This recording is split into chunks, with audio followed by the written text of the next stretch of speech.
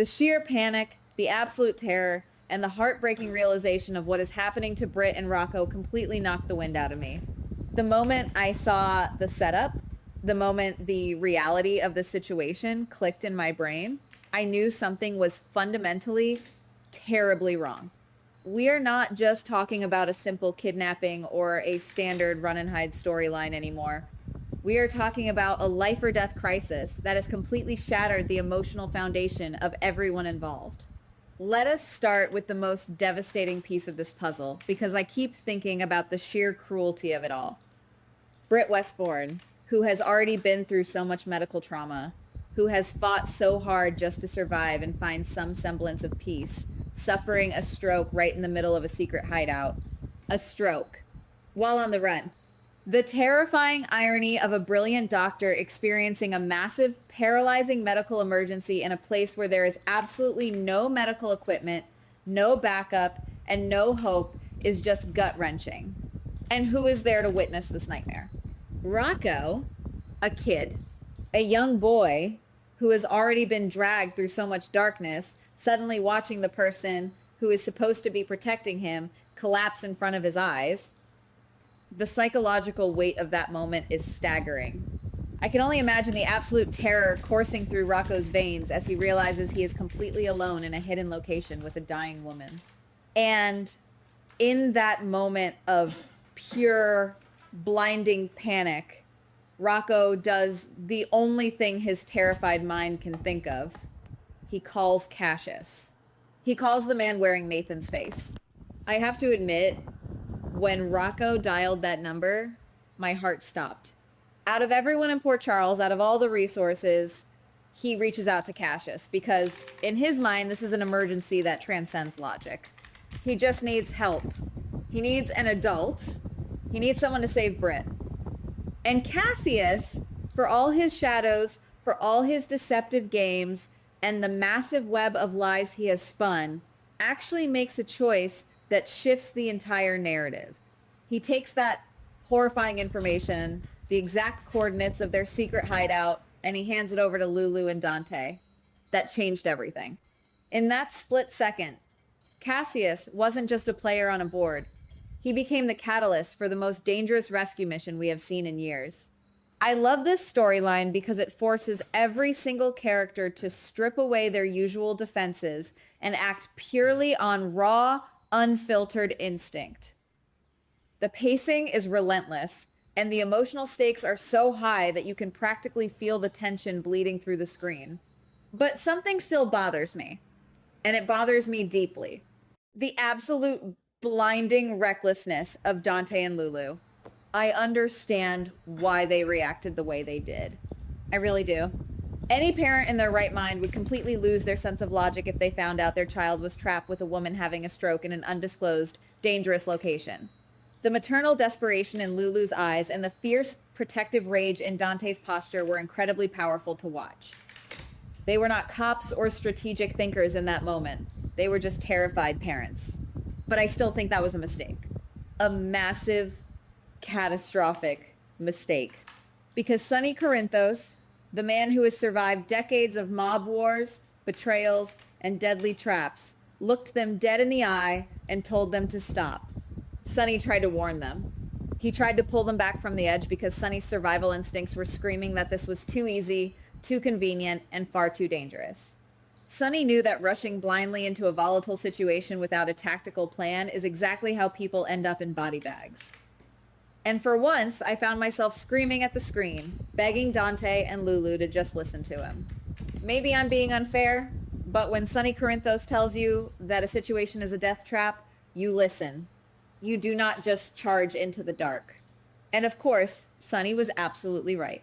Because while Dante and Lulu were completely consumed by their desperate need to save Rocco and Britt, they were entirely blind to the predator stalking them from the shadows. Ross Cullum. I cannot even begin to describe the chill that went down my spine when it became clear that Cullum had somehow tracked their movements.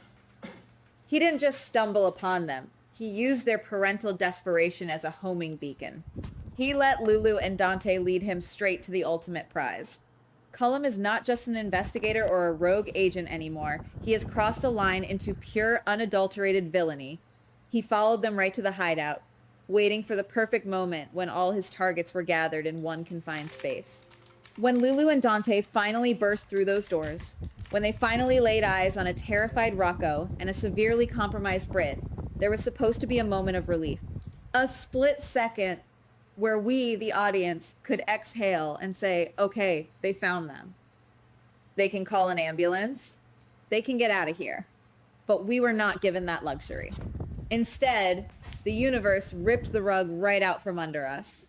Just as they reach Britt, just as they try to process the horrifying reality of her stroke, Cullum emerges. He doesn't just want to arrest with him. He doesn't want to interrogate them. He wants to completely wipe them off the face of the earth. He wants to silence them permanently. The revelation that Cullum has rigged the place, or is planning to trigger a massive explosion to kill Britt, Rocco, Dante, and Lulu all at once, is the kind of high-stakes television that leaves you completely breathless. An explosion. He wants to turn that secret hideout into a tomb. I wasn't ready for that. I was ready for a shootout, maybe a hostage situation, or a tense standoff with guns drawn.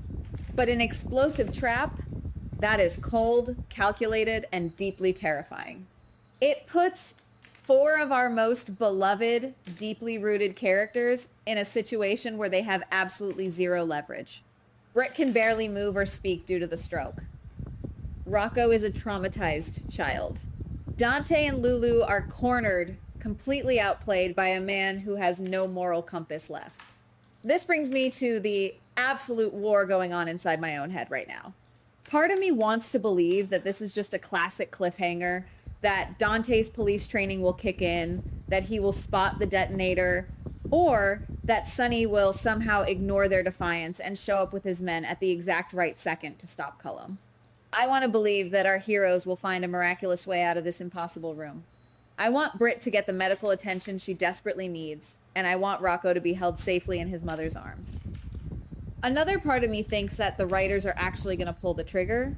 I honestly can't decide what terrifies me more. The possibility of losing Britt right when she is at her most vulnerable, or the possibility of losing Dante and Lulu, leaving Rocco with a level of trauma that he will never ever recover from. If Cullum succeeds, even partially, the landscape of Port Charles will be irrevocably destroyed. If the explosion happens, who survives? Does Britt sacrifice her last ounce of strength to shield Rocco? Does Dante throw himself over Lulu? The permutations of this tragedy are endless, and every single one of them ends in tears. I can't help feeling that Cassius is going to carry the guilt of this for the rest of his life, regardless of his original intentions. He gave them the location, thinking he was facilitating a rescue, but in reality, he handed Cullum the map to a mass grave. Cassius is a deeply flawed individual, but I do not believe he wanted Rocco to be blown to pieces. The psychological fallout for Cassius, knowing that his phone call might have directly led to the fiery deaths of Dante, Lulu, Rocco, and Britt, is going to be a massive character study in itself. But right now, my mind cannot even focus on the aftermath because we are still stuck in that room. We are still standing there with Dante and Lulu, staring at Cullum, listening to the metaphorical ticking clock of an explosive device that is about to end everything.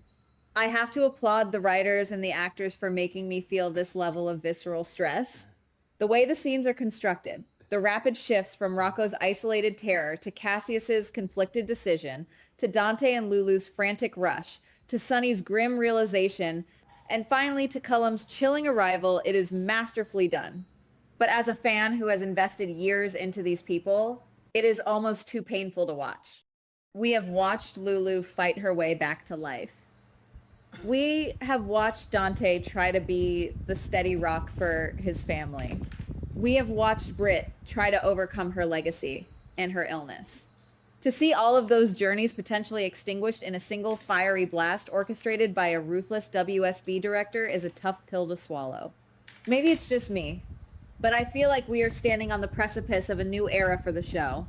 You do not write a corner this tight unless you are planning to blow a hole right through the wall.